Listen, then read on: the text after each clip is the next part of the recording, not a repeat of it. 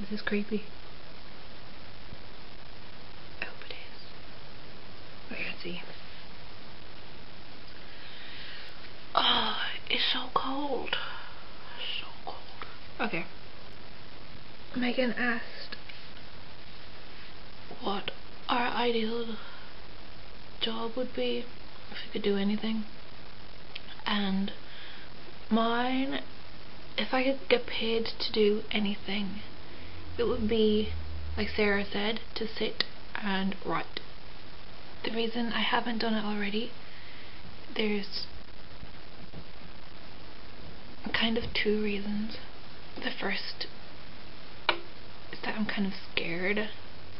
I'm afraid of putting that much effort and time into something that might get rejected, probably will get rejected lots of times over. And I mean, I'm not afraid of rejection. That's kind of part of writing, but I'm afraid that it'll never get accepted. The other part is that if it does get accepted, that I'll never be able to afford to do all that much, because any writer that I've known that has answered, you know, why should I write or why do I write, they always say don't write because of the money, because you don't get that much from it. Which, I mean, obviously I'm not living on much at the minute, but I've been wondering if it pays so poorly that I wouldn't be able to live in Dublin, for example. And it's kind of hard, but I would write if I could and could afford it. I would definitely write. Sarah asked about our embarrassing music tastes, and everybody else kind of covered Nickelback and Jesse McCartney. They're kind of the two main ones, I guess. Over here it's not so great to enjoy listening to Hanson either, and I've done that since I was really young. I mean, I can remember being in primary school, about 8 years old, telling people how awesome Hanson are, and them telling me, oh, but they're just boys that look like girls, and they still get called the boys that look like girls, even though they don't anymore. They used to, but they don't anymore. I'm not sure about anything other than them. Anna asked about what TV shows we watched when we were little, and I watched so much TV. I watched everything that was on Disney Channel or Saturday morning cartoons, and I mean everything. I watched Rugrats, Recess, Hey Arnold, Pepper Ann. Oh, my favourite cartoon, and it still is my favourite cartoon, would have been The Weekenders, because it's just so spunky, I guess. And I really liked it back then, and I remember one weekend they had a Weekenders weekend, and I'd seen all the cartoons about 5 times over, but I still watched them all over again in one weekend. There weren't that many. I don't actually know how many series there were. It might have only been a dozen episodes or something. But it was a great cartoon, and they should never have stopped showing. Other than the cartoons, I watched Sister Sister. That was my favourite for a while. Smart Guy, Kenan and Kel.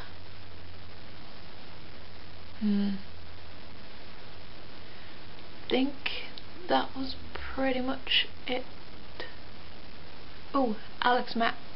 Does anyone else remember Alex Mack? That was kind of cool. Clarissa. And I went back and watched Clarissa from the start. Her first season, when she was 11 or 12. And it's weird watching it now.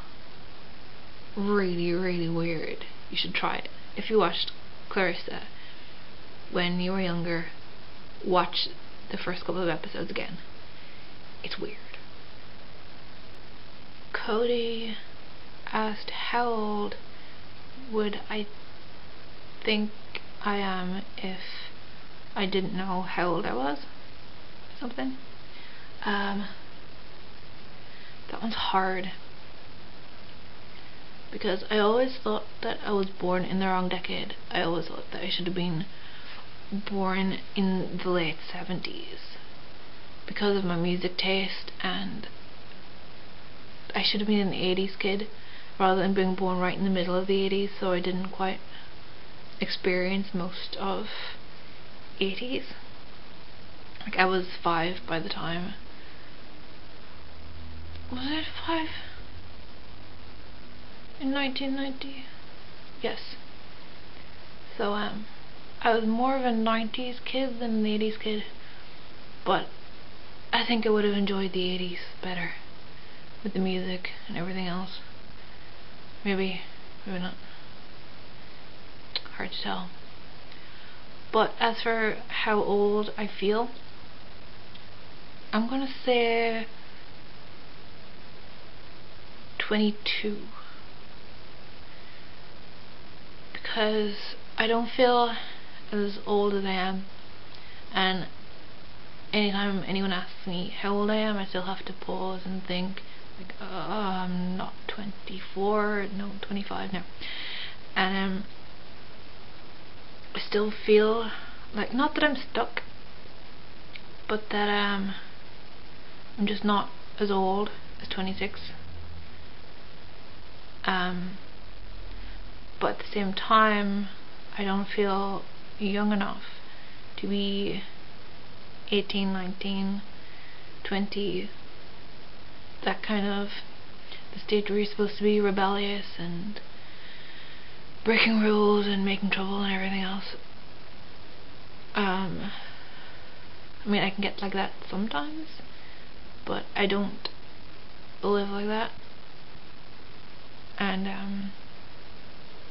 yeah, so I'm gonna go between the two and say 22. So in the middle of the week, I read a book that I've been talking about constantly and trying to force it on everyone else who hasn't read it, The Fault in Our Stars. And I'm not going to spoil any of it, but it brought to mind a question that I kind of sort of went over with Anna-ish before, and it's, if you had to lose one of your 5 senses, which one would you rather it be? Which one do you think you could live without more than the others? I had to think about it, and it's kind of a tricky one to answer. I think I could go with that taste for starters. Wouldn't be fun, but I could probably go with that taste, but I'm not.